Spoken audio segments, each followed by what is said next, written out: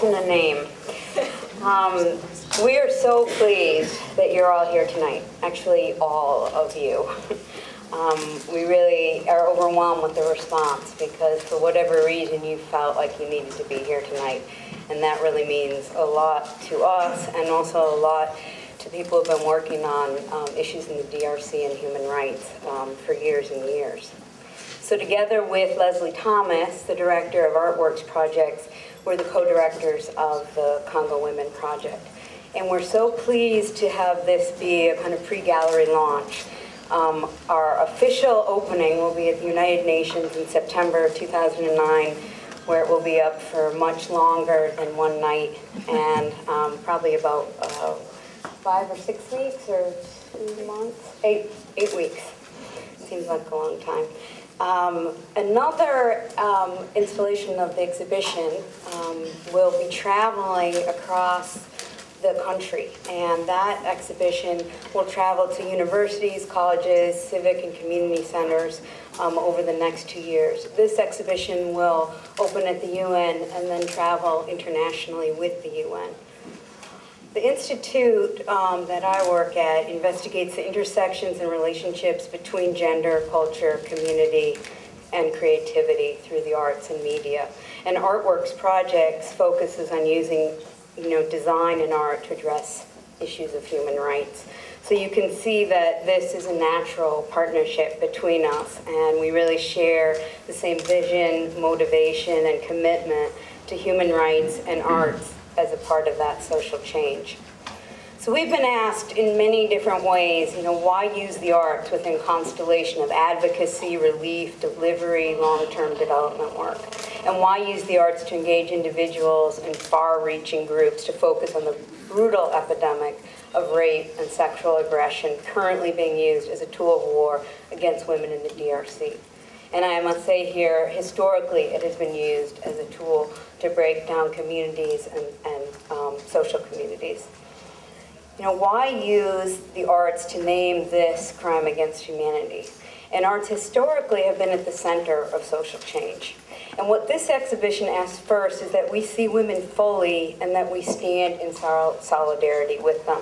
I think we are all painfully aware that this is a human-made humanitarian crisis. This is not a natural disaster. This is our disaster, and we must own it. And this is happening under our watch, and we need to understand at the most basic level of human compassion, we are allowing other human beings to live in the most inhumane of circumstances. The layered experiences of this exhibition could only occur through the experience of the arts. And we have made a project that relentlessly engages and challenges all of your senses. The work we do is inspired by a conviction that art creates beauty, invites discovery, stimulates reflection, generates self-knowledge, promotes debate, and challenges paradigms. It can convey and foster a sense of personal involvement, civic consciousness, and responsibility. At the center of this belief is that art has the ability to make good on the democratic process by supporting equitable participation, engaging a population that truly represents the full breadth of our global society. And it can be transformative on many scales, and it can be one of the most radical ways to engage democracy. So creating art is a political act in and of itself because it creates conversations. And this exhibit is a political act as it relentlessly engages and challenges all of our senses. It does not mean that aesthetic concerns are emptied out in service of social value. You can see here tonight, it's the highest of our artistic vision as well as a real social mission.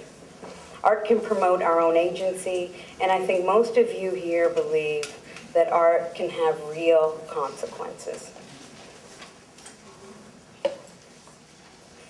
It allows us to be the most human that we can be, and it advocates for that humanity. The original creative voice always has the opportunity to be a catalyst. This is our motivation as co-creators of the Congo Women Initiative, and we wanted to work within an ecology of deep and long-term efforts. And we hope to promote engagement, deeper knowledge, and a participation in the service of the women of the DRC and women globally who face gender-based violence. It's not merely about these women surviving. It is about women globally thriving in their physical, emotional, and spiritual lives.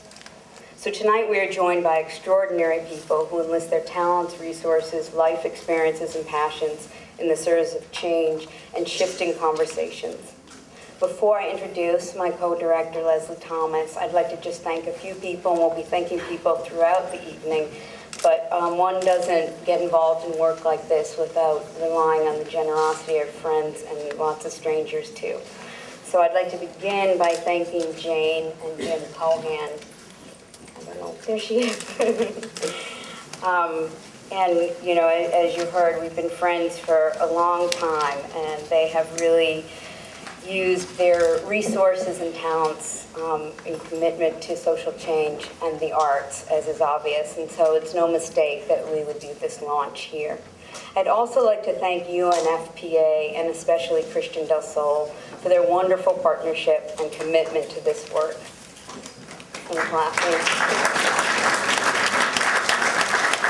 They've really been an essential partner and supporter and really insightful team members who really understand what an initiative like this can do within the context of other work.